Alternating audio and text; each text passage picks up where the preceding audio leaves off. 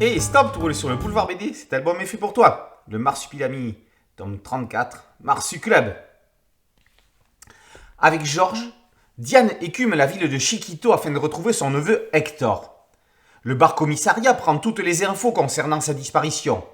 Les gens de la rue seront certainement d'une plus grande aide, s'ils l'ont aperçu. Il faut dire que les kidnappings contre rançon sont légion. Des affiches parsèment la ville de photos de gamins enlevés. Il y a même Benoît Brisefer, qu'on aimerait bien revoir. Ce que Diane ne sait pas, c'est que pour Hector, ce n'est pas le même problème.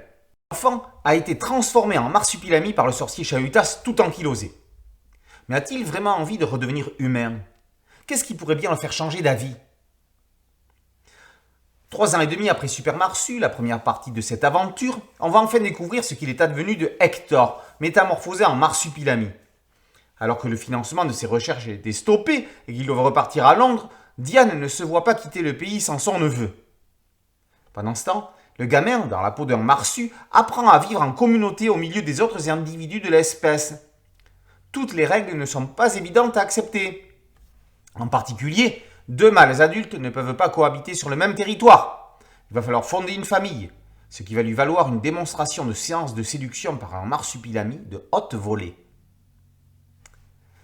Une page se tourne avec ce 34e volume du Marsupilami, parce que c'est le 16e et dernier scénario de Stéphane Coleman. Un nouveau cycle va s'ouvrir avec de nouveaux scénaristes. Il y a peu de chances également que Diane et Hector soient de la partie pour la suite, à moins d'un retournement de situation. Cet au revoir est en tout cas émouvant et dynamique.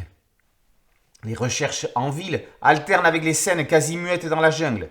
Les amateurs de Marsu dans son milieu naturel sont servis. Baptême est en grande forme. Il avait réalisé un album de strip du personnage entre les tomes 33 et 34, mais indéniablement, la bête est mieux servie dans les longs métrages. Bienvenue au Marsu Club, on achète sans problème une carte de membre permanent. Marsupilami tome 34, Marsu Club, par Coleman et Baptême, d'après Franquin bien sûr, est paru aux éditions Dupuis. Boulevard BD, c'est un podcast audio, un site dédié et une chaîne YouTube. Merci de liker, de partager et de vous abonner. A très bientôt sur Boulevard BD. Ciao.